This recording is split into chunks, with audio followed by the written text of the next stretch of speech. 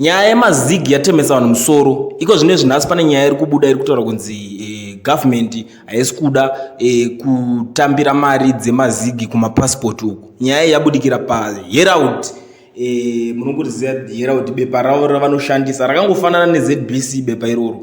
So ukaona bepa iroro rakubudisa nyaya idzodzo hapana pekuti ungamboti dzabikirwa because bepa rekuti vanotori controller nderavo. So the government has said it will continue to charge passport fees in a foreign currency despite the introduction of a new currency because of a contractual obligation with the company that helped to establish the electronic passport system. MuZimbabwe muno mukatarisa masupermarket akatonzi watiri kuona achiramba zigiro romawana ake zvikanzi watiri kuona futi achichaja mari iri pamusoro pefixed rate.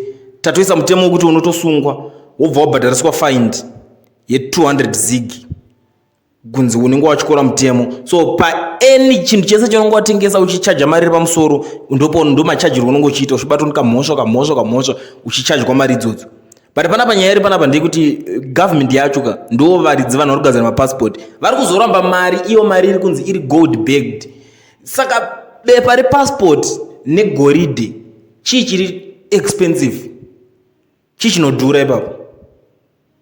But situation iri muZimbabwe ndo pazvinonetsera because vari kuda kutraya kuti vanhu vabuild confidence muzigi mumari yelocal currency because vanhu vakawanda vakazvitambira vakati alright ngatichiitai zvavari kutaura because since inenge iriwo mari yedu yomuno ikatosimba tikaisapota zvinofamba. But pana pari kuzobudikira iyo government yacho yakunzi kumapassport icharamba ichichaja maUS.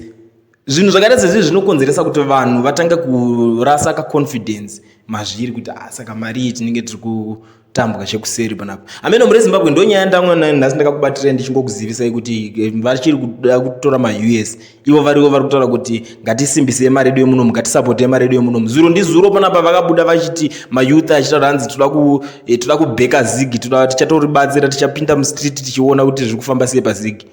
Kana youth yacho yakasimba chaizvozvo ngaiende kumapassport office ikoko inoudza kuti chajai zigi. Youth yacho Youth League ZANU-PF sekutaura kwayaita ichiti ichasapota zigi ichita sei ngaiende ikoko kumapassport office. Handiti ndo youth inobvunza kuti why musiri kutambira zigi.